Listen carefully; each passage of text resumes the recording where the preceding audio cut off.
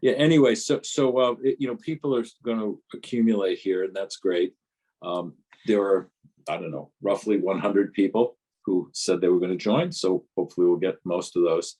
But anyway, Aaron is here. You can see him, handsome Aaron, and he's here if you want to do a couple of questions in advance or something like that, just in general. But maybe I'd put out a question and say, does anybody on the screen want to mention having had Yiddish music in their home growing up, or maybe their grandparents, and what you may remember of that? Anybody want to, talk to that? Maybe, theater or.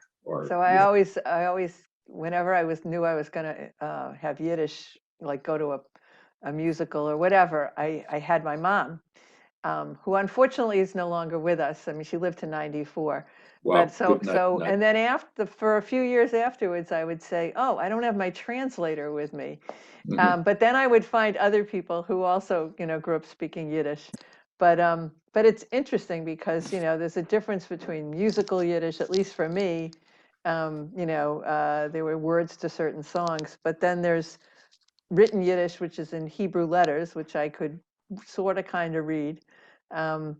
And then basically I told people that and I've told you this before, my great expertise in Yiddish is understanding more than I can speak and knowing how to swear. So, but other than that. I'll bet you I have a book that you don't have. Yeah, which one? I have Dick and Jane in Yiddish. It's in my bathroom. Really? Dick and Jane in Yiddish? It's hysterical. Dick and Jane in Yiddish, yeah. That is funny. Yeah. But that didn't come from that era, the grandparents era. Yeah, somebody gave it to me a long time ago. Yeah, I think that still qualifies. Yeah, for sure. Well, I didn't have Yiddish music in my grandparents' houses or apartments, as they were, and in fact, it was much more sports and cigars, and my grandfather playing gin with his brothers, and watching the baseball game on the TV and listening to a different one on the radio. Sounds very American. That's what these guys did, and my family played pinochle. Yeah, I think there was some of that around, but I just came in. I'm Madeline Bell. I want you to know that many years ago, obviously, my father and my uncle owned, at that time in Sharon, almost nobody lived there. There were a lot of hotels and a Y camp around Lake Massapog. Yeah. And my uncle and my father owned a hotel there. Wow. And every summer, different groups of Yiddish players used to come and perform on the stage there. And they would go to all the different hotels. There was us, there was the Sunset Lodge, and I'm trying to remember what the third one was. I don't remember. I want to say Anapolsky's, but I'm not sure if that was the same of it. Who knew that Sharon was such a hotbed of Yiddish culture? So it sounds like a mini Catskills. What was ironic is that very few people lived in Sharon then. It was a downtown. There was a big beach at one end of the lake. The Sunset Lodge was at the other end of the lake. And I think my father and my uncle could have bought the whole of downtown Sharon for almost no money. Little did they know. Well, my great uncle owned a farm in Sharon. And when I was really little, like 5 years old or something, I have this memory of going and riding horses and, collecting eggs from the chickens. So it was a long time ago when Sharon was farmland. So, and I will tell you, Madeline, that my relatives did buy land in Sharon because my cousins owned Sharon Memorial Park. So they saw the future, I guess. They were smart. Yeah. Unfortunately, it's not, a close cousin, so the money has not come my way. But but yeah, but I do go visit because my parents are buried there. So good morning, or good afternoon, evening, everybody. I'm sorry what time of day it is. For those of you coming on, you are in the right place. We are going to be hearing about Yiddish music from Aaron Bendich, but we're not going to start for another 4 or 5 minutes.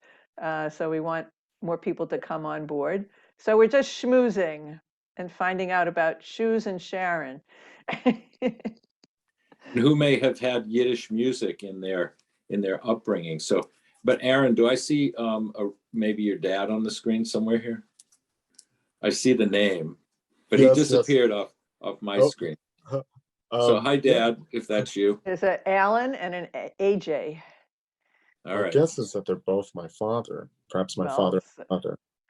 Could be. They're in different rooms, you know. Who knows? Anyway, so good to have everybody here. No, that's exciting. Mishpacha, you know. I'm sorry, I got one other thing to say. Go right ahead. If you go way back to CJP, like 60 years ago, whatever, and they would have entertainment, it would be Yiddish. Yep. Yeah. Since I'm not a youth, I remember it. Terry, we should mention a couple of other things that we're planning for this year. Oh, we could mention it now. So I was going to mention it sort of in my introduction, but that's okay. Hi, This Gil. could be it. Well, Stan Steinberg, who is in my face right now, which is wonderful, was the instigator of our Yiddish Culture Series #1, #2, and this year we're doing #3. So Stan approached me and we said everybody loved what we did last time, and clearly by the fact that many people have signed up for tonight's program. So we're going to do 3 more. Tonight's the first one. And in January, the end of January, we're going to do a program on the Jews of Miami and what was going on in theater down there. And then we haven't set a date yet, but sometime in the spring where we really hope that maybe we can be in person. We did a program last year with the National Jewish Film Center that's based at Brandeis with Sharon Pucker Revo. And we're hoping to screen what their film center does is they restore old films. And so they have a lot of Yiddish films that are dubbed and the whole thing or have subtitles. And Sharon's a real expert. So she's going to, hopefully we're going to screen a film either online, on Zoom, or in person. And then she will tell us all about it and how they restored it, which is also fascinating. So we have a lot lined up for the year, more to come. And everybody will get, if you've signed up for tonight, everybody will get not only the recording of today's program, but also you'll each get a listing of what's coming up, and if not, right away, then as we get closer to the actual program with the registration information. So Stan, 2 more minutes, I think. Okay, that sounds fine. And then we'll sort of kick it off. Yep. About 35 years ago in Framingham, Molly Pecan came. Really? And she came and showed one of her first films, and then she sold her book. Now you got to picture this. She's walking around with her book, and her sister is shuffling along collecting the money. It was the most hysterical thing you've ever seen. But she was I think she was about 4'5". Yeah. But it was so enjoyable, and it was one of the Framingham theaters. And That's the place was packed. Wow. Well, she's a icon. An icon. That's the word. She's in Mumala. That's the restored film. Yeah. That we're looking at. Yeah. That's the one we might show. Yeah. So you can tell the story again, Judy, if and when we show the movie. Yeah, it was really something to see. Yeah, that would be nice. That would be nice. All right, one more minute, and then we'll hit the road. Yeah. Yep. So in Framingham, if I recall, there were a few large entertainment venues. One might have been called Chateau something. I think it's still there, but it's got a different name. Yeah. Anyway, so I just remember that because we used to go occasionally. Originally, they opened one of the chateaus and they were supposed to have it as a casino. They had a theater and they were supposed to have it as a casino, but it ended up being a furniture store. Okay. All right, Well, so let's fair get our enough. show on the road. Judy, I'm going to mute you, and hopefully as people come on. All right, so welcome everybody. We're excited to be here with Temple Emmanuel's Yiddish Culture Series number 3. I'm Terry Swartz-Russell, the Director of Family and Adult Education, and I'm thrilled that I've been working with my colleague and fellow member of Temple Emmanuel, Stan Steinberg, to bring Yiddish culture information back to Temple Emmanuel, and clearly there's an interest for it. So we have more programs coming up, but for tonight, I just want to let you know that we are recording the session. It will be sent out afterwards to everybody that's registered. If you don't want to be in the video, you can hit stop video, but later in the evening after Aaron's presentation, we'll be putting everybody on screen who wants to. If you want to ask questions, you can do it by raising your hand and we'll call on you. You can also put something in the chat, and if you have some comments, and we're going to get going right now. So I'm going to hand it over to Stan Steinberg, who's the brainchild of bringing Yiddish culture to Temple Emmanuel, and he will introduce tonight's program. Go ahead, Stan. Well, thank you, everyone, and especially welcome to the people who are not members of Temple Emmanuel. Nice to have you join us here tonight. I first saw Aaron Bendich when I was looking at podcasts on the Yiddish Book Center. And I thought, well, here's an interesting thing. We've talked about a lot of other aspects of Yiddish culture. And from that, we pursued this evening, and here we are. So I just want to give you a little bit of background, and then Aaron's going to take over for his session. And I think you'll find it very interesting. Aaron lives in Brooklyn. He grew up in New York, and he loves music in a number of different forms, and primarily collects Yiddish LP records, the old 78s and more recent as well. I think this is my personal statement, I think that he's doing for LP records what the Yiddish Book Center has done for books, because he is a repository for them. And I'm going to mention this now, and I'll mention it again, that if you have Yiddish records that you would like to make sure get to a place that they will be protected and kept and passed forward, Temple Emmanuel will operate as a center for dropping them off, and we will make sure that we coordinate getting them to Aaron. So if you are inclined to pass on parts of your collection that you may not look at anymore or find interesting, or just thinking about cleaning out, that would be great. So, there are a number of things that Aaron will talk about, what really influenced his Jewish identity, in particular his Zaidi, about some of the music collections that involved impacting his life through his father and mom, and then also the impact of going to Vassar College and really beginning his broadcast career there. So there's quite a bit to learn, and I'll just say this now in case you want to note it down.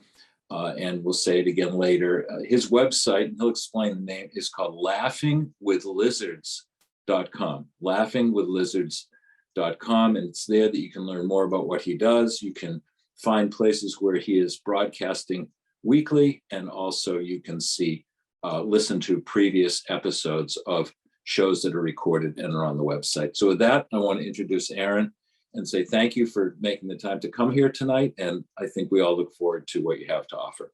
So there you are. Thank you, Terry. Thank you, Stan, for having me and for the nice introduction. I'm going to share my presentation now.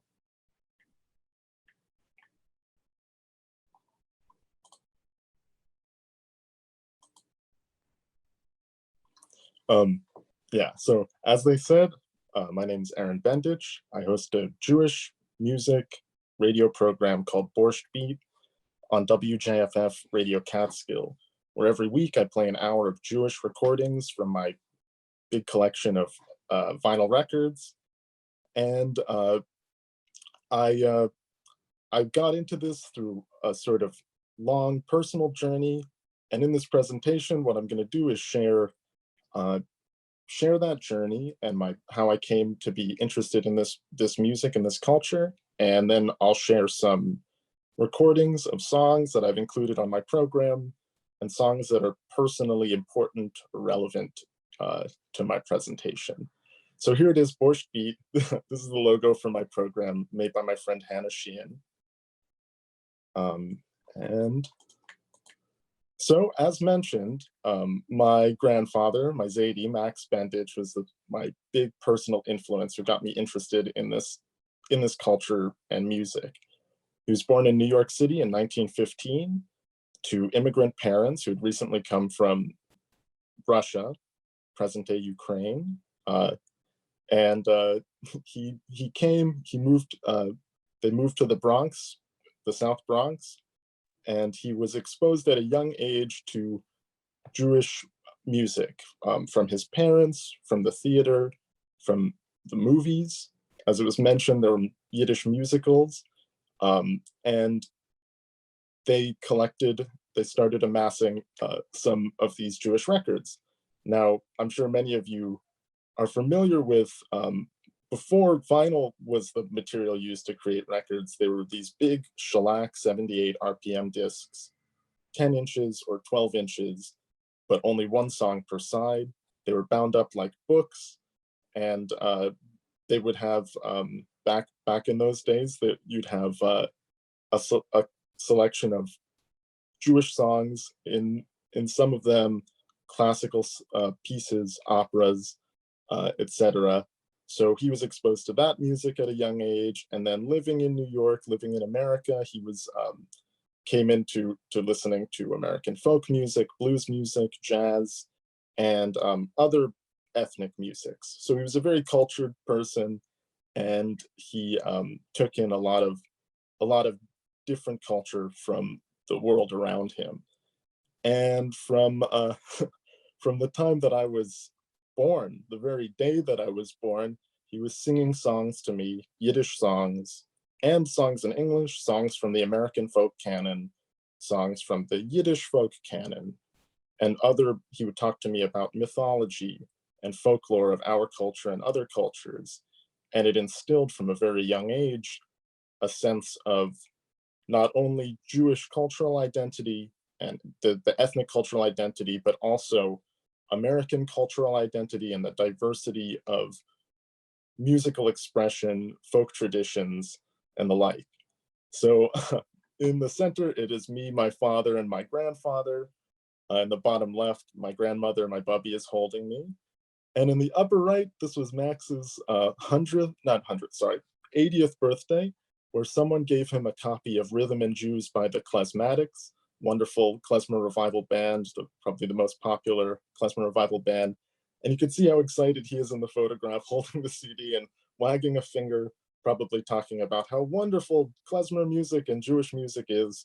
I could hear it now, all these years later.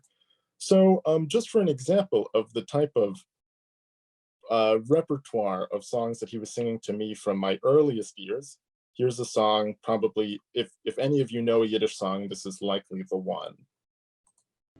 Auf'n Pripetschak brennt a Feuer und in Stub is heiß und der Rebbe lernt kleine Kinderlach dem alle Beis und der Rebbe lernt kleine Kinderlach dem alle Beis.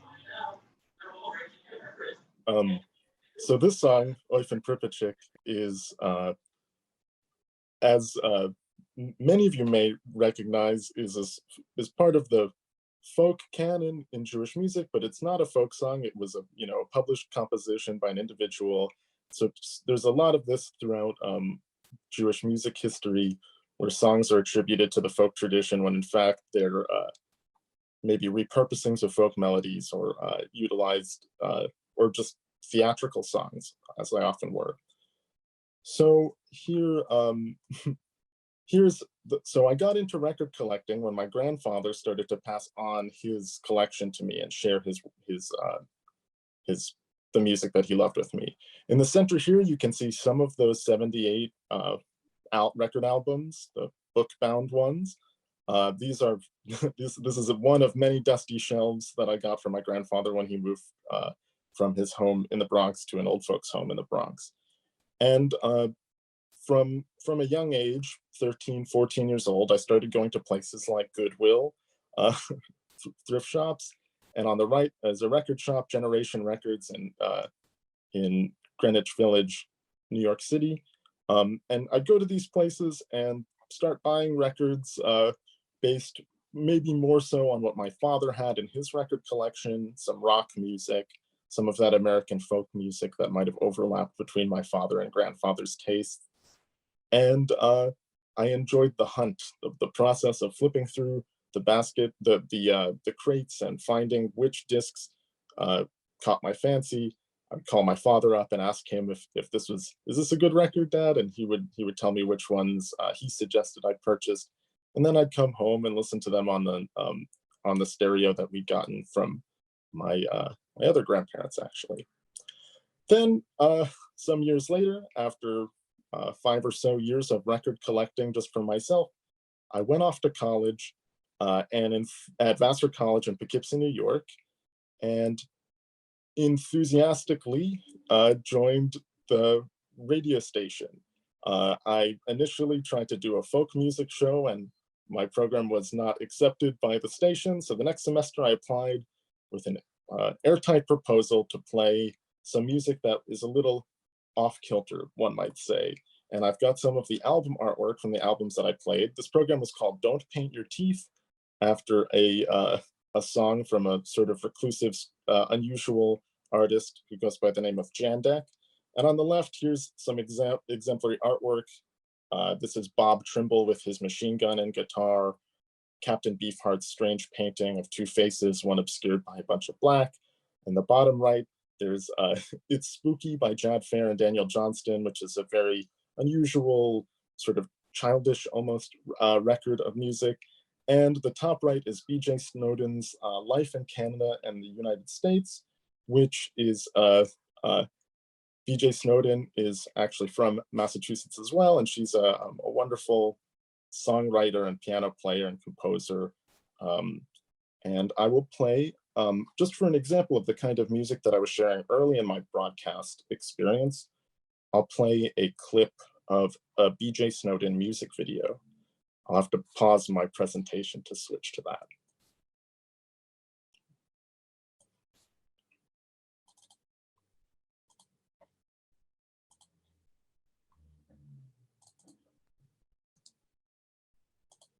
And Canada, folks treat you like a queen. And Canada, they never will be mean. And Canada, they treat you like a king. You feel welcome. It makes you wanna sing. So that is an example of some of the sort of unique and different music that I had taken an interest in, and what I was using to sort of launch my radio broadcasting career as a DJ. And here on the right, you can see the poster for that original program, which was on from 4 to 6 on Fridays. And yes, that was 4 to 6 a.m. So I was getting up quite early and playing that interesting music on the radio for few others than my parents, who would wake up at 4 to listen. Then I joined the staff. I became the finance director for 1 year and then the station manager the following year. And I found a gap in the program schedule, and I decided I would start playing American folk music, which was some of the music that my grandfather had shared with me so much growing up. Music like the wonderful albums shown on this slide, Josh White, Elizabeth Cotton, Woody Guthrie, and Pete Seeger, all of whom represented different parts of the American folk tradition. And in exploring this and sharing this on the radio, I was starting to embrace some sort of cultural heritage that I'd gotten from my grandfather. music and culture that was given to me from this young age, and something that I was starting to own and internalize. But I had yet to reach the point where I was doing that same process with my ethnic cultural heritage. So here's an example of a song I'm sure you all know that I would have certainly played on that show. This land is your land, and this land is my land, from the California to the New York Island, from the Redwood Forest to the Gulf Stream waters. This land was made for you and me. So that is This Land Is Your Land by Woody Guthrie, who many consider to be the great father of American folk music, who brought this folk tradition or some new version of these traditions to the masses in the 20th century. Then after doing that for some years, I transitioned to sharing Yiddish song during that half hour, after I started taking a Yiddish course at Vassar and picking up some of the language, embracing the music, and I was exposed to these songs that were so familiar to me already, and that was because I'd heard them growing up. But learning the language a bit gave me new access to the media, to the culture, and to the history. And as is my nature, I started to delve into it, and I wanted to repurpose it and redirect it to my radio work. So a half hour each week, I would spend playing Jewish music on the radio now. And I would, when I would be composing these playlists, I would reach out to my grandfather. I would call him up and ask him, "Do you know this song, Zadie?" And he said, "Of course I know that song." Then he would sing the whole song to me over the phone. And I realized that there was a lot more than I had to learn to sort of catch up with him and be able to relate with him on this level with all of this wonderful music that I was discovering. So here on this slide, I have the wonderful film Mamala, which we were talking about before the presentation started, which features some wonderful songs. It's just a fantastic, phenomenal movie. And Pearls of Yiddish Song, a really important book and collection of Yiddish songs, folk songs, and the like.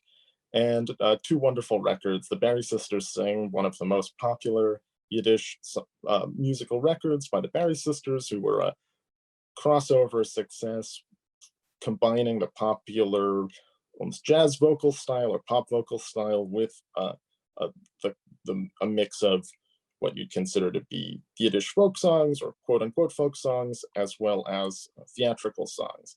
And Mark Olf, who I played before singing with in Pripyatchik, who was a singer and guitarist who lived in Queens, New York, and released 3 wonderful albums of Yiddish song and one also wonderful album of Hebrew song.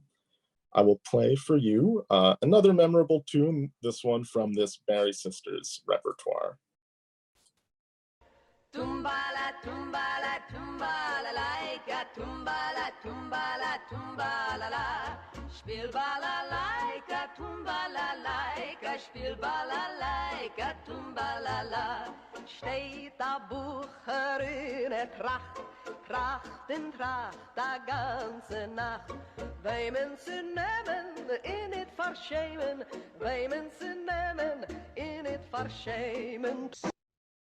So that was Tumbalalaika, the wonderful riddle song that is another one of those sort of top tier of songs. If you know a song in Yiddish, it very well is that song. And it's a lovely rendition that bridges the traditional style to a more popularly accessible style, which in some ways is representative of the way that Jews in America were in the process of sort of joining into the culture, assimilating to the world. But the Barry Sisters did a wonderful job of holding on to the language and presenting it in a way that was acceptable and fit into the American culture of the time. So now I'm going to share some more about my return to radio, which is during the pandemic. I had the opportunity to start broadcasting on WVKR again because there was fewer people who were able to come into the studio, and because of that, they reached out to the young, recent graduate tech savvy types, the former station staff, to provide playlists pre-recorded that they would add to the rotation on the air. I had the great benefit of getting a daytime slot, which I felt was appropriate timing for me to play Jewish music, and I had amassed such a substantial collection of records in the intervening years and explored it so much in my visits with my grandfather that I saw this as just the right opportunity. So I named the program Laughing with Lizards, which comes from a Yiddish phrase that I heard a lot growing up from my grandfather. It means to laugh with tears, basically. I find it to be a good sort of idiomatic representation of what types of emotions are conveyed in this music. There's so many upbeat songs, but also so many songs of despairing and longing. It's all nicely encompassed within this unique and unusual phrase. And after just about a month of airing Laughing with Lizards on WVKR, I noticed, just happening to look through the schedule for this other station, WCFA in Cape May, New Jersey, that I could potentially syndicate my show, quote unquote. So, and I took that opportunity. I reached out to them. I asked them if they would be interested in bringing on additional programming. I explained to them what my program was and sent them some samples. And then I was on 2 stations sharing this Jewish music that my grandfather had shared with me. And my grandfather, who was 105 years old at the time, was able to provide station identification introductions where he's got to say, "You're listening to 91.3 WVKR." And I got the idea that I would ask him to sing to me either over the phone or on the or in person if I happen to be visiting him, one of the songs that I play in the episode. So at the end of each episode, I'd play him singing one of the tunes, which was a lot of fun for him. It was a lot of fun for me. And it was just it added to the way that this music gave me an opportunity to connect in a even more meaningful and deep way with him.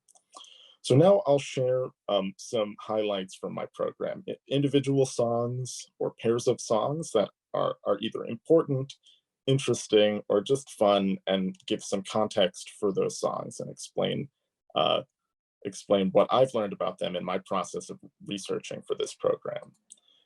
So the first one is another Mary Sisters recording, Coney Island, which I was first introduced to this song by my grandfather, who around the age of 95 or so was given access to the internet really for the first time in his life and taught how to use YouTube. And he was excitedly watching this one video of the Barry Sisters performing the song set to a clip of people on the beach in Coney Island sometime in the first half of the 20th century. And I listened to that song many times with him. I was visiting him 1 to 2 times a week, but I never really knew the history of the song. And it turns out the history of the song is quite interesting. It was originally composed as Coney Island by Ellie Bass in 1947, and their cover came out a few years later. And the original song, the Ellie Bass song, is very much a calypso ethnic parody song, which was definitely a popular type of novelty music back in this part of recorded music history, perhaps in some way considered to be an unsavory practice now. Ellie Bass was singing this song set to some version of the instrumentation you might have in Trinidad, and using some almost dialect in his performance. So here is a clip of that original song, which is very clearly an ethnic parody, and then I'll share, to contrast, a clip of the Barry Sisters rendition of the same tune. So here's a kind and you won't go wrong if you listen to this new calypso song. Van mensen was happen naar tropical town. Zingen vinsig op plaats bij een tropical jam. Beetje leven is billig, but the pleasure is grace. Be the viber in the middle and the climate is haste. In Coney Island, says a far genieken in Coney Island. Ah, that's my land. So gives her the tropical down to the tropical seashore by the yam yam yam. Says a machaya. Hoodman. Hello, Mr. Goodman. So that was the Ellie Bass song, and here is the Barry Sisters song for contrast. Die Menschen, wo's hoben a tropical town, sie gefindt sich a Platz beim tropical yam, sie gesinnt die dich weiß, war Indien out, wie die climate is heiß, in die Wasser is kalt, in Coney Island, is a Fargen liegen in Coney Island, ah, this is mein Land, so give the tropical down to the tropical seashore. Oops, and yeah, that's where that clip ends. So you probably can hear the Calypso parody in the second version, having heard the first one before it. But for me, it was a revelation to hear this original version and realize not only is it a cover, but it's supposed to be emulating a musical style that is kind of surprising, unusual, shocking. Also, funny to note, this song was a single by the Barry Sisters and went uncollected in their mainstream LPs, but appeared in 2 LP collections, one of which was the Barry Sisters and Moishe Oisher, the great cantor and film actor.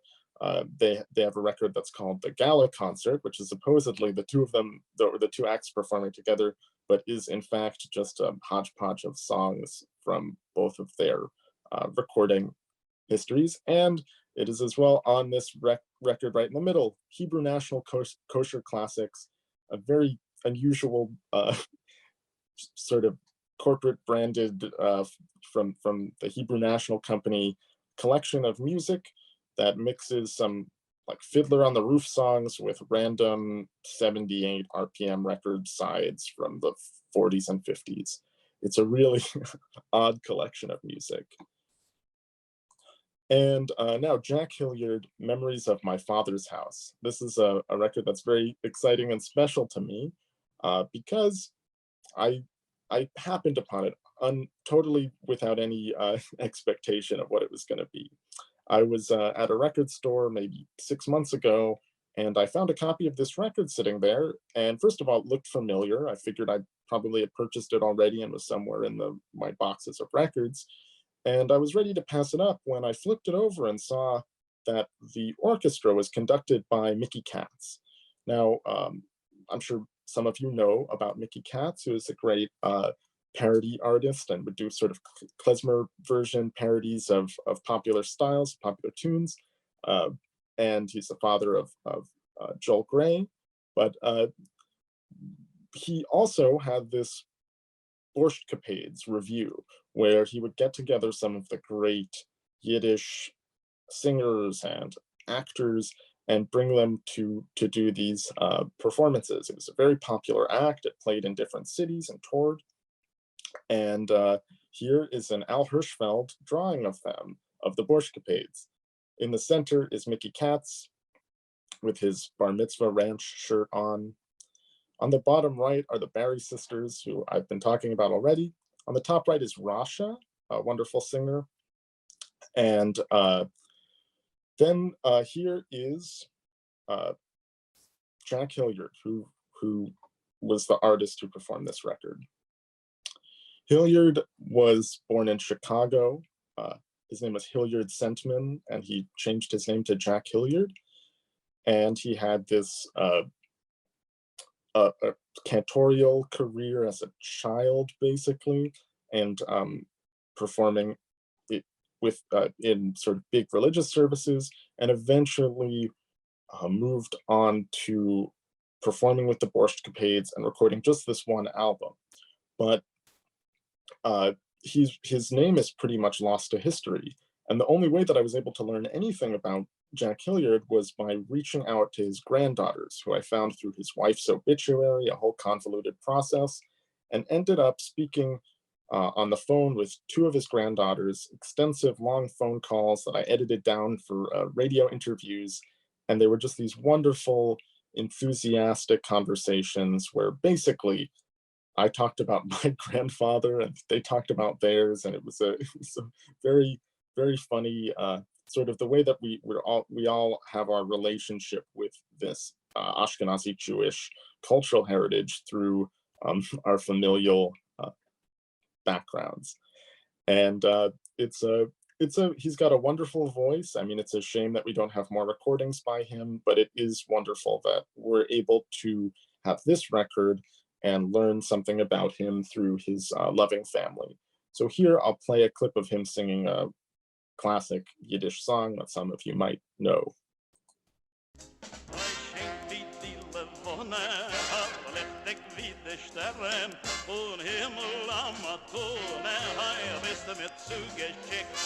Mein Glück hab dich gewinnen, wenn ich hab dich gewinnen. Scheiß die Täusen sehen, I hast mein Herz gekriegt. So that was Shane V. Di Lavona performed by Jack Hilliard from Memories of My Father's House. So this is a song that I like a lot. This was one that I came to on my own and then shared with my grandfather, and we spent time listening to it because it's a blast to listen to. This is Mein Städtele Jas, written and performed by Max Kletter. It was composed for his 1939 operetta called Mein Städtele Jas, and it's an interesting song. It has this slow building 2-minute long A part where the cries of longing and love for his shtetl sort of ring out. And then there's this explosive, chaotic 40-second B part that is just a lot of energy and chaos, and something that really contrasts the A part of the song. Now, this is a song, it's part of the Yiddish song repertoire. It's not necessarily the most popular part of that repertoire. And I've heard many different versions. My favorite being this version from more sing-along in Yiddish by Marv Kurz. And the Kurz version is all the B part, none of the slow building A part, just this raucous, exciting, wild vocal performance. And it's interesting to see how a song evolves over a relatively short period of time. I think Kurz's recording probably came in the 1970s, and the song was originally composed and performed in 1939. So I've got a clip of the slow intro to Max Kletter's rendition of the song, then the fast part, and then I'll play you a clip from Kurz's version. So here's that slow building introduction. My liebe Heim, oh, wie je wollt ihr heute noch einmal gewollt sein. So you've got a solid 2 minutes of that, and then a drum roll and this wonderful, exciting second part of the song.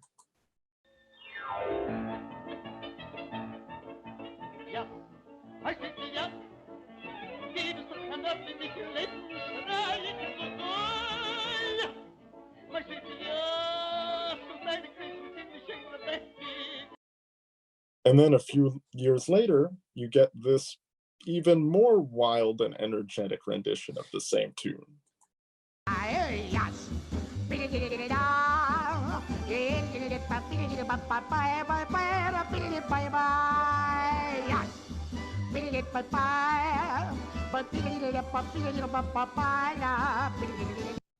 So I love the energy of that recording, and I love being able to track the history of it.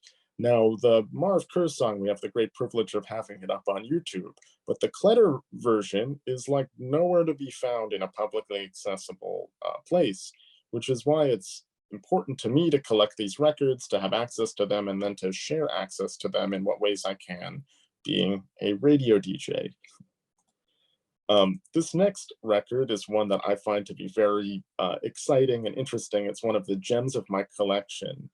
It's this record, Stan Snyder Sings in Jewish Circles.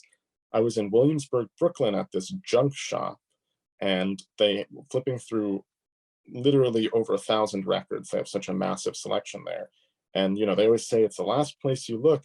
I'd gone through their entire set of records, and I was in the last row, and I happened upon this very unusual looking record cover. Stan Snyder, his face, a black circle, and then these other sort of concentric circles, which fits the Sings in Jewish Circles name. Now, looking closely, I saw that it was from Tikva Records, which was a prolific record label from the 1960s or so, and they released a lot of memorable Jewish records. But here it says custom. You can hardly see it in this version of the image, but that says custom, and then it says K100, which is an unusual catalog number for the Tikva Records collection. And it led me to think that this must have been some sort of vanity release. He must have paid to have this record produced by Alan B. Jacobs, who ran Tikva Records. Now, here is the one clue I had about Stan Snyder, because internet searching yielded nothing. But the back of the sleeve said, Stan Snyder is the popular young host of Philadelphia's longest Jewish American radio program, Kippers and Capers. Now, I read that and I saw longest Jewish American radio program, and I thought, oh, of course, he must have been doing it for years. But no, it's not longest running, it's longest. And as you can see, it was broadcasted from Sundays from 2 p.m. to 7 p.m. 5 hours of Jewish music on Wi-Fi FM in Philadelphia. Now, I can't even imagine doing 5 hours of radio a week. I do 1 hour a week and it keeps me busy. I work to keep it fresh each week. I can only imagine what Stan was doing for his 5 hour block. Now, at first, when I had this record, I had no way to research it. There was literally no information online. But in the last few months, I called a million numbers. I was just going through the phone book and I found his son, who gave me some information. I'm sure there's more to be gleaned, but Stan Snyder had a nice few years in radio and eventually went into some sort of business career. And but during his early 20s, he was hosting a 5 hour long radio program. And it makes me feel a sort of unique kinship with him. And this record, which is one of the rarer records that I own, is won by someone who was doing what I'm doing now 60 years before I was doing it. And that to me is pretty wonderful. So I'll play a clip of him singing My Yiddish Mädel. And this song, this man's voice is the most wonderfully American accented Yiddish I've ever heard. I mean, it's in a song, that is. And I'm sure you'll think the same when you hear it. Mein Yiddish Mädel, sie is a so schön. Mein Yiddish Mädel, mit der jiddischen Chein, von goldener Herrlach, die Zehn noch wie Perlach, nur der jiddische Mädel, kann sein a so schön. So that was Stan Snyder, a recording that I'm really fortunate to have happened upon. And that's why I'm so lucky to be in New York City, where there's many thrift stores and many Jews have lived here or come through. And I get to amass my record collection from that world. Okay, here is a Chazindel of Shabbos and the cover parody version, A Chazindel in America. A Chazindel of Shabbos is a song that's attributed to the sort of folk canon about a cantor who sings the prayers on Shabbos, and three laborers, a tailor, a carpenter, and a coachman, liken his singing to their labors. So it's a vocal display of the different sort of ways that this cantor can sing, but just the same, it gives the performer who's doing the song an opportunity to show off their chops. And because of that, many great singers of Yiddish song have done this. Many folks who do a cantorial style like Jan Pierce, or even folks like Theodore Bickel who do it in a folk style. Now, Aaron Lebedev's parody of Chazandel in America takes this concept and it replaces the laborers with different restaurant owners, a Litvak, a Galicianer, and an American. Now, I'm sure many of you know that people from different regions of Eastern Europe speak and spoke Yiddish in substantially different ways. And this song, this parody is sort of gets into the different subtleties of how they speak, as well as the types of food that they eat. And it's a riot. It's a very, very, very, very funny song. So I'm going to play a clip of a cantor for a Chazan Delav Shabbos, a cantor on the Sabbath, performed by Al Jolson of all people, who was perhaps the most famous singer of his time.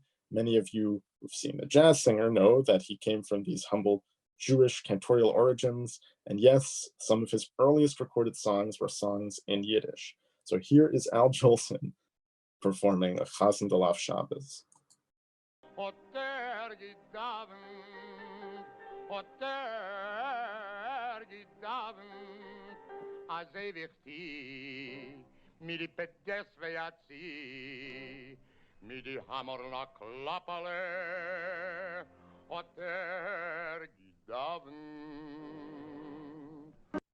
And so that's, it shows one part of this sort of multifaceted song. Now here's Aaron Lebedev's version. I'm using the last verse when he sings as the American restaurant owner. So even if you don't understand Yiddish, you'll recognize some of the things that he's saying, and I want you to listen closely because they're absolutely hysterical. My God! Gee whiz! Some Chasen! Hotter geprayed, sweet like sugar, like fayum pudding, like ham and eggs, like chop suey with charmaine, like hot dog with mustard. Holy Moses, Jesus Christ, is so the Chasen. Hotter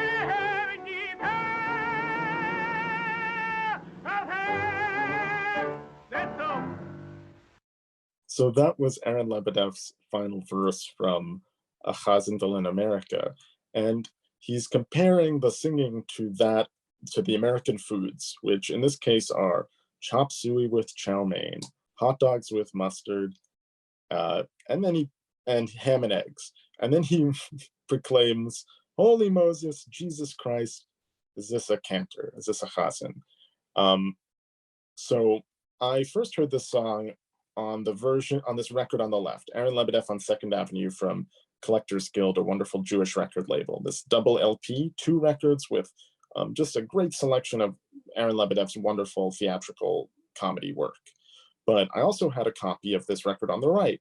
Aaron Lebedev sings 15 favorites of the Yiddish theater, the last of which is A Chazandel in America. And when I was listening to that version of my record, that last line, Holy Moses, Jesus Christ, it skips right over Jesus Christ. And I thought, well, that's a shame. My record has a scratch on it. But then I was informed by an expert that, in fact, that was a tape edit by the guy who ran this record label, the Greater Recording Company. He was censoring Jesus's name out of the song. He thought it inappropriate for a Jewish song to have those words in it, which is precisely the joke of the inclusion of ham and eggs and Jesus Christ. It's part of the cultural parody, parodying both the American who assimilates and also just American ways in general. And here's a little blurb from the record sleeve from the Collectors Guild LP, where it says, he each compares the cantor's excellent to his favorite foods in his own characteristic and horrendous accent. So, okay, one more song clip. This is something that I'm very proud of and happy about, is this film, As Man Geht Nimmt Man, the first Yiddish film produced in Israel in 1982. It's a disco musical where this man, Yaakov Bodo, who must have been in his 40s or 50s at the time, plays a yeshiva boy who is, through some convoluted story, ends up in a relationship with a beautiful woman who thinks that he's a disco singer. So I will play for you the clip from this film that I first saw on YouTube years ago, that made me go on a journey to try and find my own copy of this film. I'll have to turn off my presentation to switch to the video clip now.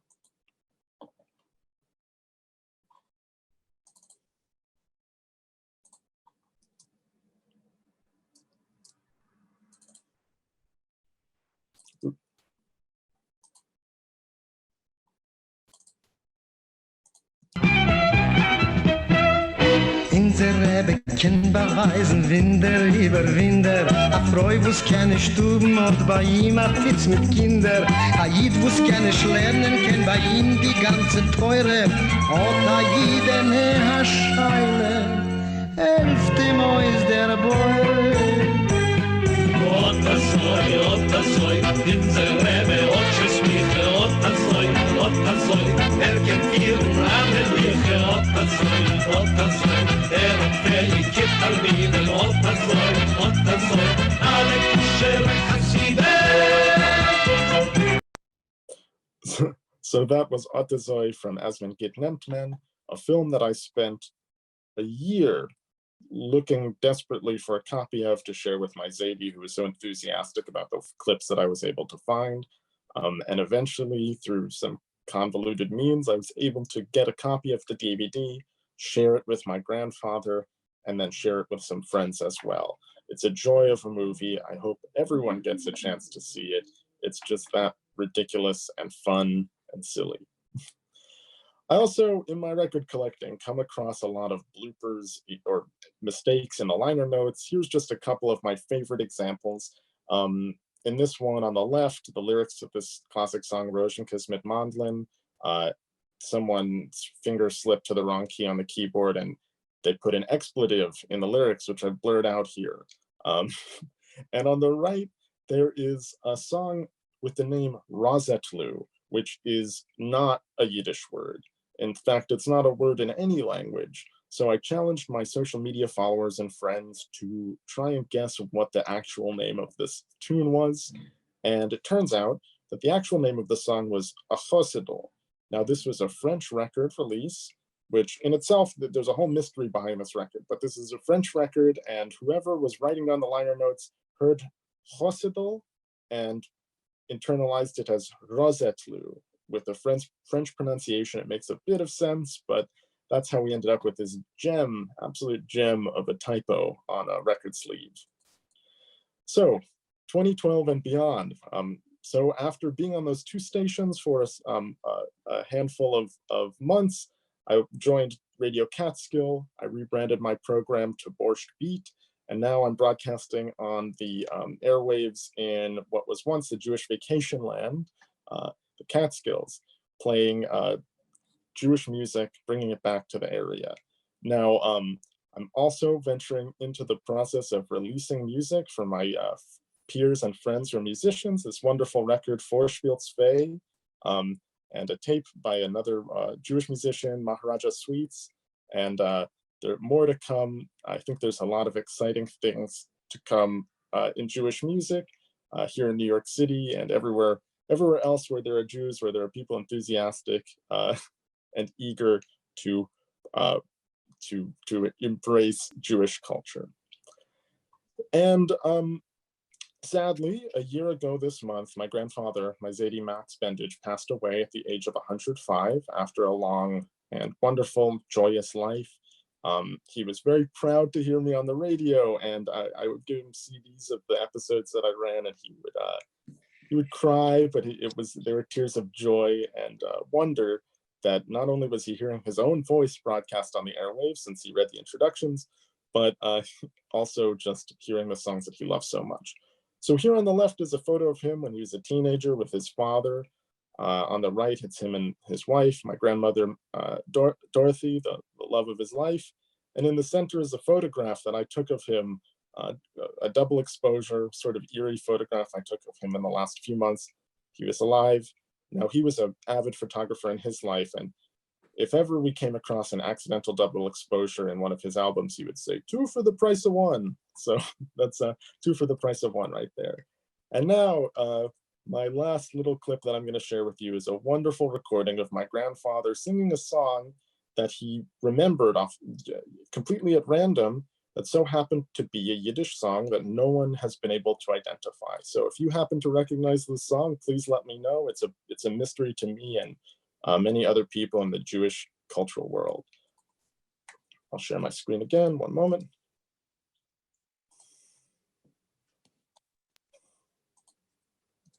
Menschen sind Maschiach, sie singen noch vom Fisch. Ich bin ein Zedreiter, sing ich bin ein Eise Knisch. Ein Knisch mit Potatoes und ein Teller mit den leck ich meine Finger wie ein klein Kessel. Hey, pitchem, patchem, wees Mehl. Soll auf Hitler wachsen ein Geschwür. The college boys alle, sie schlingen Goldfisch. Na, ich will ein Knisch. I never heard that. I don't know it. Okay. Oh, at that time, if you remember, the college boys, they were swallowing live goldfish. No, they were swallowing a telephone.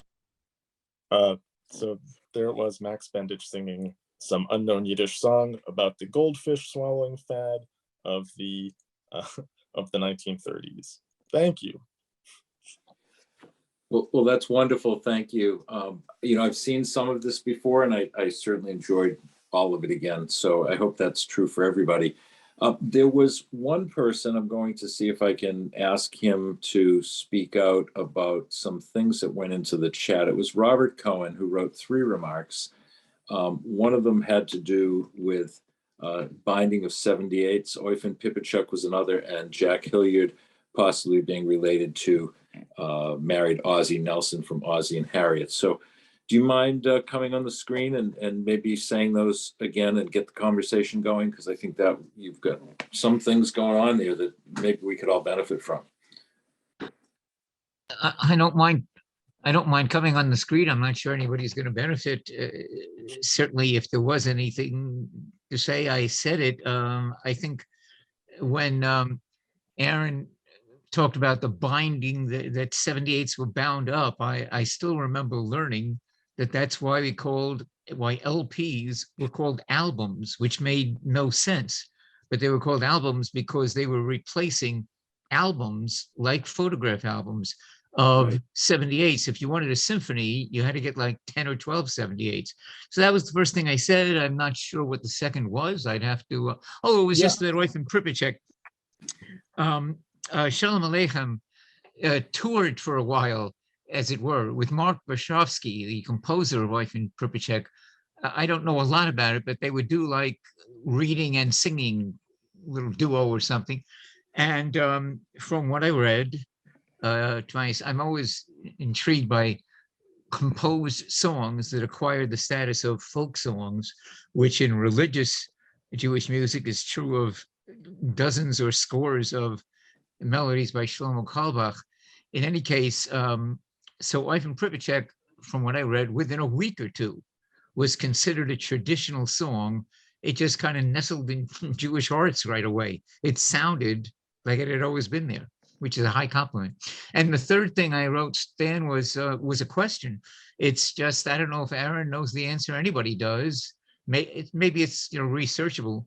Jack Hilliard, I was struck by it because I think Ozzie Nelson's wife, she was a singer with his band and eventually married him. That's the Harriet, Ozzie and Harriet. And I think her maiden name was Hilliard. So I was wondering if they're related.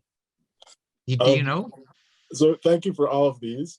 Of course, yes, record albums, the incongruous terminology, it is inherited from that. And I love those record album the cover artwork. They were sort of interesting Yes. of the time. They're a bit different, and there's a lot of wonderful cover artwork from that era. And there's lots of Jewish 78s lying around, mostly by Yosela Rosenblatt, a great cantor, but also, you know, other wonderful 78s as well. As for Harriet Hilliard.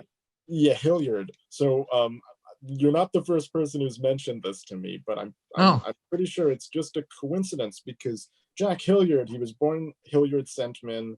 Everyone in, you know, his family was the Sentman family. His first name was Hilliard, and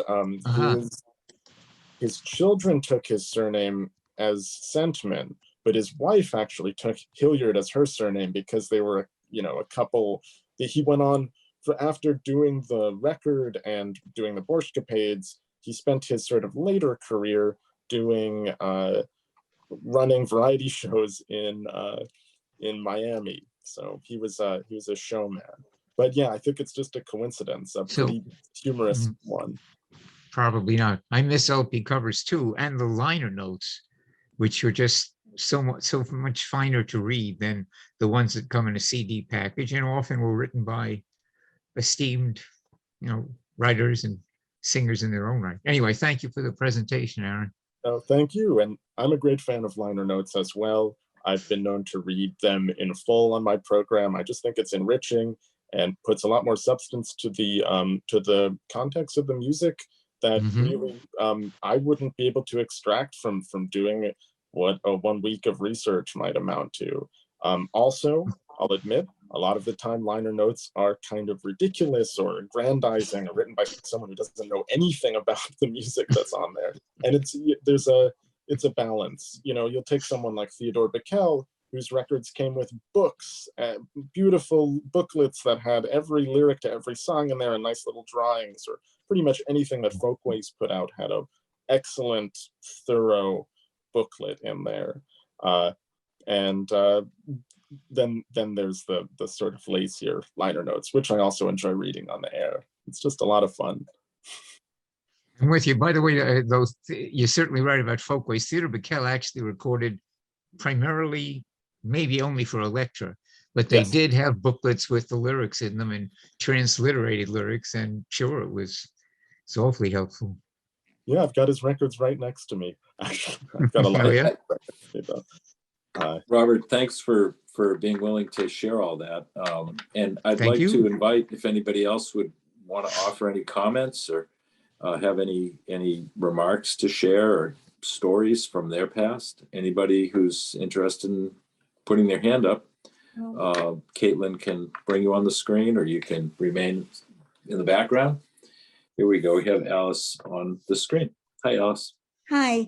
I just wanted to share with everyone, this program was wonderful and you brought back a lot of memories.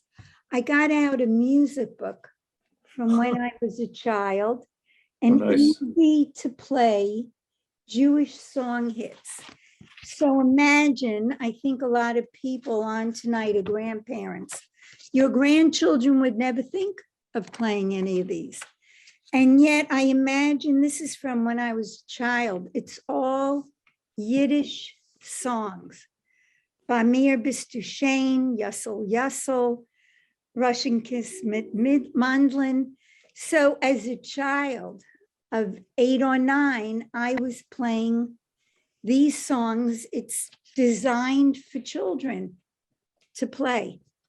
And I just thought I would share that, how different the times are now.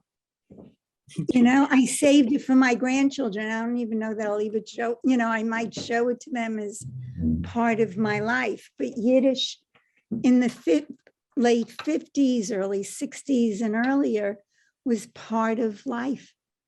So I just thought I'd share that. Thank you for sharing that. That's exactly how this came to be. When we were having an adult education committee meeting one night, I shared that a book had been given to me called How Yiddish Changed America and America Changed Yiddish.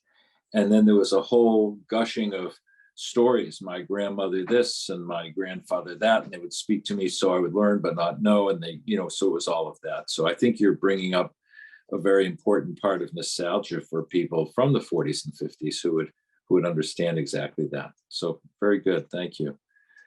All right. Is there anybody else who'd like to share any thoughts or have anything to add? I have a question. It's Okay. regarding the song Mein Städtele Jas, which I also saw later was Mein Städtele Belts. And is there any relationship between those two songs? Certainly, in as much as one of the most popular common tropes in Yiddish song is shtetl nostalgia, singing songs about the place you came from. Melodically, I don't think there's terribly much overlap between the two, but we could keep pulling more and more songs out of the hat that have the same theme of, oh, my beloved home, how I long to return, all of the wonderful food and people there. Sometimes they're sad, sometimes they're upbeat. In the case of Mein Städtele Jas, it's both, and it's quite a joy it gives you, on one hand, it gives you some feeling of the flavor of the places that these folks came from. On the other hand, the songs are kind of similar to one another, so it just gives you a sense that a lot of people were experiencing longing for their long lost homes.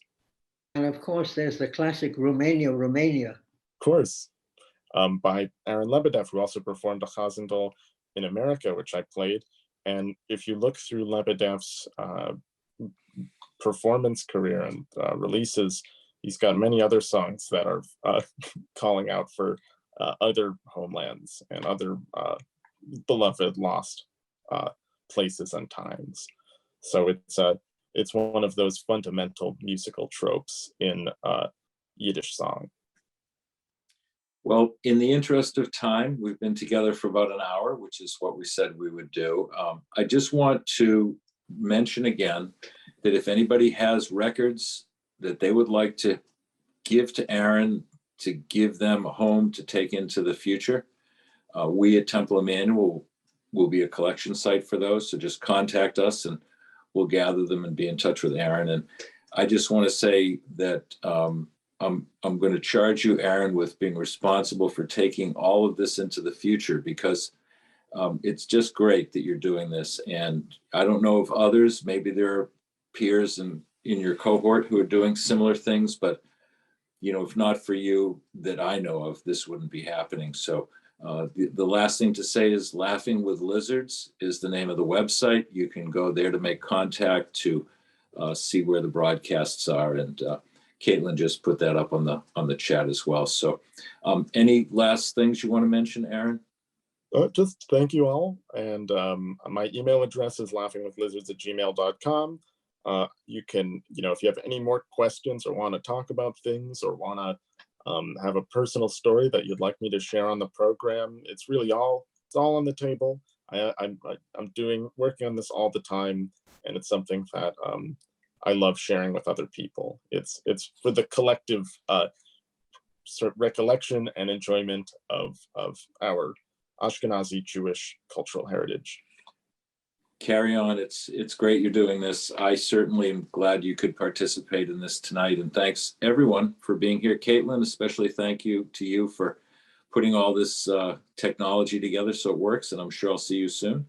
And I guess I'll say good night. Good night, all. Yeah, thank you all. Thank you. Stan? Yes. I got one fast question. Did you ever grow up in Dorchester? No, my mother did. Norfolk Street. Oh, okay. Because we had a Steinberg right next door to us in Dorchester. My father's father was the one sibling that came from Romania of 8 or 9. And I don't know of any genealogy that sought them out. And they were in Brookline, and he had one brother who went to New York and played in the big bands and changed his name, and another brother who kept the name, who had 2 children, my 2 first cousins whom I'm close with. So we have a fairly small sliver of Steinbergs, but there are, the name is certainly common. Yeah. You know what was not mentioned at all is when we were growing up, in order for our parents not to let us know what we were talking about, they spoke Yiddish. Yeah, and I was sort of mentioning that about that meeting, that it was the adult ed meeting where Terry and the group were together. And I just, I've got the book on my bookshelf. So it was a gift to me. And it was interesting because, well, I'll just tell you one small fact that sticks with me from the book. When Jewish people were assimilating into American culture, they started to eat Chinese food. And the reason that they did was because there's no dairy in Chinese restaurants. Now later came the pork, and all the other things, shrimp and such that went with it. But the basic Cantonese, no dairy. So this was a way to, fit in and yet not violate the rules of kashrut. And then of course, things changed from there. But it's actually a very good book, How Yiddish Changed America and America Changed Yiddish. And it was very enjoyable. Yeah, and we're doing a couple more things, Judy. So, you're on the list to get emails and hopefully you can join. But it's fun to do. There's 2 Judys on the line right now. Okay. Well, Judy Boardstein. Anyway. All right. So anyway. Thank you very much for bringing me. Yeah, you know what? I'm glad that we could do it. It's fun. And I see Caitlin's still here. Anybody else have any thoughts or comments? I see Aaron's still here. We could go on all night. Caitlin, thank you. All right. My pleasure. Thanks, Caitlin. All right, let's wrap it up. Good night, everyone. Thanks for being part of this. Appreciate all your time. Bye, Aaron. Thanks Thank you, again. Aaron.